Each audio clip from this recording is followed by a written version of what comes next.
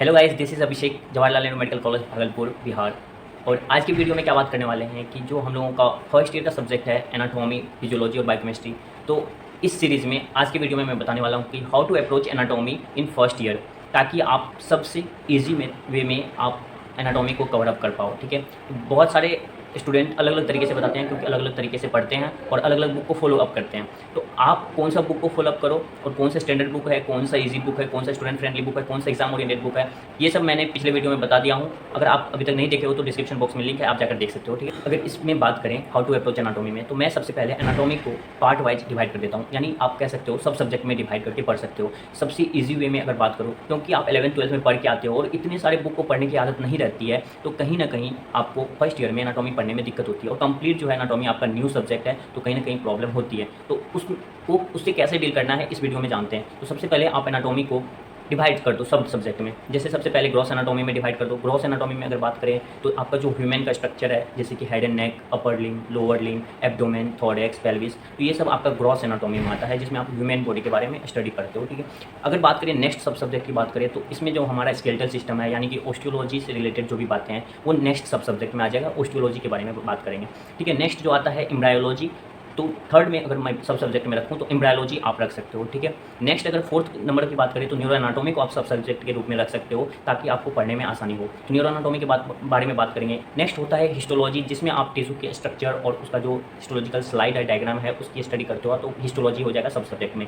Next अगर बात करें एक और सब सब्जेक्ट के, तो उसमें आपका डायसेक्शन और जो विसरल ऑर्गन है, जैसे कि heart, lungs, liver, pancreas, stomach, urinary bladder, ये सब आपका जो है विसरल ऑर्गन में आता है। तो डायसेक्शन प्लस विसरा, इसको आप एक में रख सकते हो। ठीक है, तो ये जो 5-6 मैं बताया हूँ, इसको अगर आप अलग अलग सब सब्जेक्ट के तौर पर देखोगे तो ये सब कंप्लीट मिलाकर एनाटॉमी में आपको फर्स्ट ईयर में पढ़ना है। तो मैं इस वीडियो में सभी को स्टेप बाय स्टेप बताऊंगा कि इन सभी ग्रॉस को, ऑस्टियोलॉजी को, एम्ब्रायोलॉजी को, न्यूरो एनाटॉमी को कैसे आप पार्टिकुलर वे में कर सकते हो, ईजी वे में कर सकते हो, ताकि आपका टाइम टू टाइम कवर भी होते जाए, आपको प्रॉब्लम भी ना आए और आप अच्छे से सेमेस्टर भी एग्जाम निकाल लो और यूनिवर्सिटी एग्जाम भी निकाल लो। ठीक है, तो चलो स्टार्ट करते हैं। सबसे पहले आता है आपका ऑस्टियोलॉजी। ऑस्टियोलॉजी से ही आप स्टार्ट करोगे। एनाटॉमी का अप्रोच ही होता है ऑस्टियोलॉजी से।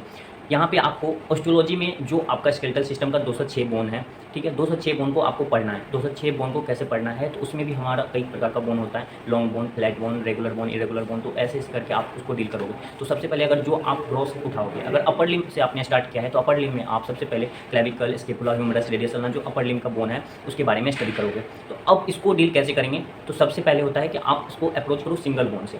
सिंगल बोन बोले तो जैसे स्केपुला अगर पढ़ रहे हो या क्लेविकल पढ़ रहे हो तो क्लेविकल उठा लो।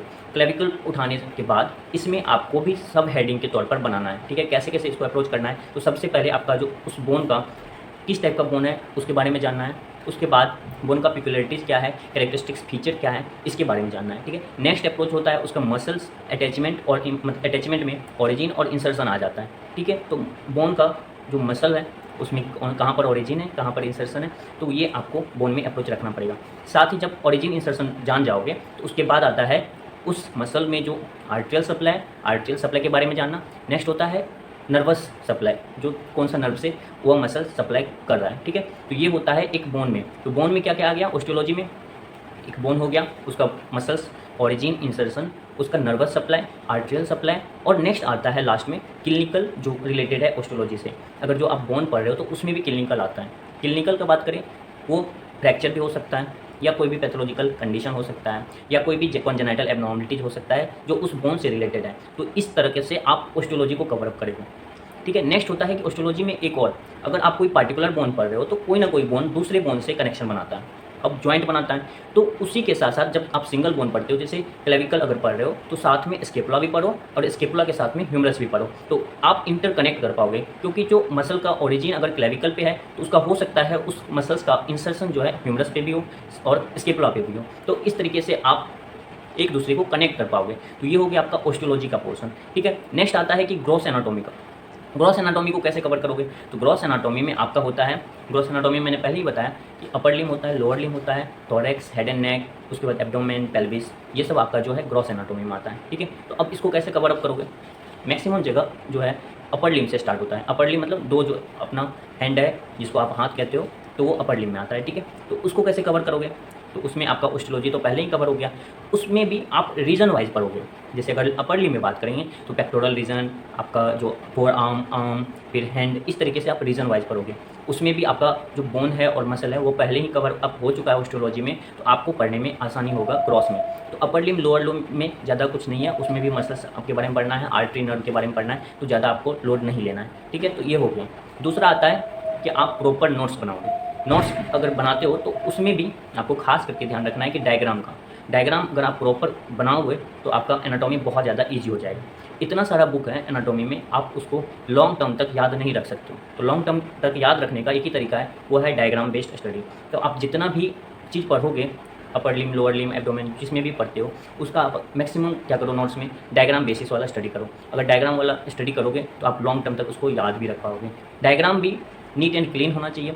अगर आप नोट्स में भी बना रहे हो तो नीट एंड क्लीन डायग्राम बनाओ। उसका लेवलिंग जो है प्रॉपर स्ट्रेट लाइन में लेवलिंग करो, ताकि आपको नेक्स्ट टाइम कभी कन्फ्यूजन ना हो कि कौन सा लाइन किस में इंडिकेट कर रहा है। इसलिए डायग्राम भी बनाओ तो प्रॉपर बनाओ और उसको लेवलिंग भी अच्छे तरीके से करो, ताकि आप नेक्स्ट कभी रिवीजन करो तो आप इजी वे में उसको गेन कर पाओ। तो ये हो गया आपका डायग्राम से रिलेटेड। कलरफुल आप यूज़ करो, कलर पेन यूज़ करो, कलर पेंसिल यूज़ करो, ताकि आप एरो भी दो तो आर्टरी को रेड से करो। अगर कोई नर्व्स है तो उसको ब्लैक या ब्राउन से कर सकते हो। अगर कोई मसल्स है तो उसको ऑरेंज या येलो से कर सकते हो। तो इस तरीके से करोगे तो थोड़ा सा आप इंडिकेट कर पाओगे और इजी वे में आप उसको पकड़ भी पाओगे। तो ये हो गया आपका अपर लिम्ब, लोअर लिम्ब के लिए। थोरेक्स और एब्डोमेन की बात करें तो थोरेक्स और एब्डोमेन में आपका मेनली विसरा है। तो आप क्या करो, जितना भी विसरा है उसको प्रॉपर कवर अप कर लो थ्योरी पोर्शन में। थ्योरी पोर्शन में कवर अप कर लोगे तो उससे क्या होगा, आपका जितने भी लॉन्ग क्वेश्चंस होंगे, शॉर्ट क्वेश्चंस होंगे, वो कवर अप हो जाएगा। ये हो गया एब्डोमेन और थोरेक्स का बात। उसमें भी अगर आप इंटरनल जब भी विसरा पढ़ोगे तो विसरा में कैसे पढ़ना है, आप सबसे पहले वीडियो देख लो यूट्यूब पर, जहाँ जो भी आप सब्सक्रिप्शन लियो तो वहाँ पर वीडियो देख लो विसरल ऑर्गन का। फिर उसको थ्योरी में इंटरलिंक करो और जब आप पढ़ोगे वहाँ पर जहाँ भी डायसेक्शन हॉल होगा वहाँ पर विसरल ऑर्गन पढ़ोगे तो वहाँ पे आपका इजी वे में खत्म हो जाएगा। तो ये हो गया। जैसे डायग्राम की अगर बात करें तो कभी सिंह मूवी में आपने देखा होगा कि हैंड पर डायग्राम बना रहा हो, आप उसको फील करो, अपने बॉडी में फील करो कहाँ पर क्या है, कैसे जा रहा है, कि कौन सा एक्शन कैसे कर रहा है, तो आप जल्दी समझ भी पाओगे। क्योंकि एनाटॉमी कंप्लीट आपका ह्यूमन बॉडी का स्ट्रक्चर और फंक्शन से रिलेटेड है, तो आप उसको एनाटॉमी को अच्छे से समझ भी पाओगे। ये होगी आपका ग्रॉस एनाटॉमी की बात। अगर एम्ब्रायोलॉजी की बात करें तो आप इतने सारे बुक को फॉलो अप करोगे तो कहीं ना कहीं परेशानी आएगी, आप सारा बुक को प्रॉपर नहीं पढ़ पाओगे, प्रॉपर टाइम नहीं दे पाओगे। तो उसके लिए क्या करो, आप एम्ब्रायोलॉजी का कहीं से वीडियो देख लो, सीरीज जहाँ पे सारा वीडियोस लेक्चर अवेलेबल हो। कम शॉर्ट्स में पढ़ाया हो, शॉर्ट टाइप में पढ़ाया हो तो उसका वीडियो लेक्चर देख लो। अगर वो प्रॉपर नोट्स पढ़ाया है तो अगर नोट्स PDF अवेलेबल है तो PDF को प्रिंट आउट करा लो, या अगर आप नोट्स बना रहे हो तो नोट्स को प्रॉपर बना लो और नेक्स्ट टाइम में आप नोट्स को ही प्रॉपर फॉलो करो। अगर आपके पास प्रॉपर टाइम है तो आप एम्ब्रायोलॉजी को भी पढ़ सकते हो साथ साथ में। अगर आपके पास टाइम नहीं है एम्ब्रायोलॉजी को पढ़ने के लिए तो आप बेसिक फर्स्ट ईयर में पढ़ लो, नेक्स्ट जो ऑब्सगैनी पढ़ोगे तो वहाँ पे आपको प्रॉपर पढ़ना ही पड़ेगा। इसलिए फर्स्ट ईयर में जो आपका बेसिक है एम्ब्रायोलॉजी वो क्लियर एंड कंट्रास्ट होना चाहिए, ताकि आपको प्रॉब्लम ना आए एम्ब्रायोलॉजी में। एम्ब्रायोलॉजी की अगर बात करें तो आप ग्रॉस एनाटॉमी जब पढ़ रहे होंगे, अगर वेरिचोरसिया अगर पढ़ रहे होंगे तो वहीं पर कोई भी ऑर्गन या कोई भी मसल्स पढ़ रहे होंगे या कुछ ग्लैंड पढ़ रहे होंगे तो उसका कहीं ना कहीं एम्ब्रायोलॉजिकल डेवलपमेंट दे दिया होगा, तो वहीं से आप एम्ब्रायोलॉजिकल डेवलपमेंट को भी खत्म कर सकते हो। ठीक है, खास करके क्लिनिकल पर जब आप ग्रॉस की बात कर रहे हैं तो क्लिनिकल को नहीं छोड़ना है। अब जो NMC का रूल एंड रेगुलेशन आया तो उसमें क्लिनिकल बेस्ड स्टडी मस्ट कर दिया है, तो आप क्लिनिकल को प्रॉपर फॉलो अप करोगे। ठीक है, तो ये हो गया आपका एम्ब्रायोलॉजी से रिलेटेड। एम्ब्रायोलॉजी में थोड़ा सा और बता देता हूँ। अगर आप बात करें तो mainly basic growth, development, rotation, आप जहाँ से गैमेट का फ्यूजन हुआ, जाइगोट फॉर्मेशन हुआ, एम्ब्रायो फॉर्म हुआ, वहाँ से लेकर जो आपका 9 मंथ का डेवलपमेंट है, कंप्लीट प्रोसेस एम्ब्रायोलॉजी में आता है, तो उसको भी स्टडी करना है। नेक्स्ट हेडिंग में आता है हिस्टोलॉजी। तो हिस्टोलॉजी को भी आपको क्या करना है, अगर हिस्टोलॉजी हम लोगों को मेनली फर्स्ट ईयर में डायग्राम को स्टडी करना है, माइक्रोस्कोप में देखना है, जो भी टिश्यू है, सेल है, उसको देखना है, जो भी हमारे बॉडी का ऑर्गन है उसको हिस्टोलॉजी वाला स्लाइड में देखना है, डायग्राम देखना है कि कैसा होता है। तो आप डायग्राम तो माइक्रोस्कोप वाला देखते ही हो, आप उसका डायग्राम भी कहीं किसी कॉपी में बना भी सकते हो साथ साथ में। और उस डायग्राम को क्या करोगे आप क्या करोगे, नीचे में साथ ही जो आप टिश्यू पढ़ रहे हो या सेल पढ़ रहे हो उसका एक्सप्लेनेटरी थोड़ा सा लिख लो। ये सेल किससे रिलेटेड है, इसका कैरेक्टरिस्टिक्स फीचर क्या है, कैसे आप दूसरे टिश्यू से इसको डिफ्रेंशिएट करोगे, ताकि आप जब कभी नेक्स्ट फ्यूचर में रिवीजन करो तो इजी वे में आप कवर अप कर पाओ। ठीक है, तो हिस्टोलॉजी को यही बेसिक है। अगर नहीं भी होता है, अप्रोच नहीं कर पाते हो तो गूगल से देखो, जब भी फ्री हो तो गूगल से जाओ और हिस्टोलॉजी का स्लाइड देखो और उसको कवर अप कर लो। तो ये हो गया आपका हिस्टोलॉजी से।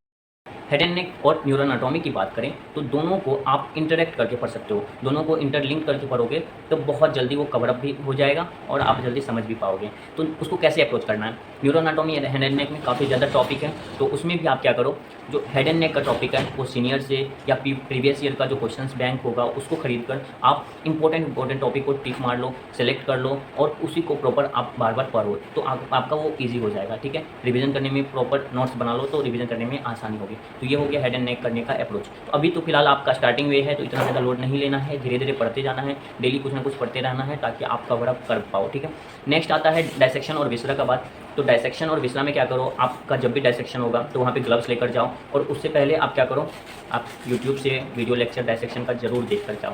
अगर आप पहले देख कर जाओगे तो वहाँ पर डायसेक्शन बहुत ज़्यादा आसान हो जाएगा। ग्लव्स कंपलसरी है, आप लेकर जाना, और आप लेकर जाओगे तो आप खुद डायसेक्शन कर पाओगे। ठीक है, बहुत सारे मेडिकल कॉलेज में कैडेवर भी रहता है, प्रॉपर कैडेवर रहता है, कहीं कहीं पर डायसेक्टेड बॉडी भी रहता है, तो आप उसको डायसेक्शन फॉर्म में कर सकते हो। तो ये हो गया आपका कंप्लीट एनाटॉमी का वे ऑफ अप्रोच कि आप कैसे इसको अप्रोच कर सकते हो, एनाटॉमी को फर्स्ट ईयर में इजी बना सकते हो। तो कंप्लीट वीडियो आपको अच्छा लगा है तो लाइक एंड शेयर जरूर कर लेना। ठीक है, अगर चैनल को सब्सक्राइब नहीं किया तो चैनल को जरूर सब्सक्राइब कर लेना। नेक्स्ट वीडियो में मिलेंगे कि फिजियोलॉजी को कैसे अप्रोच करें ताकि आप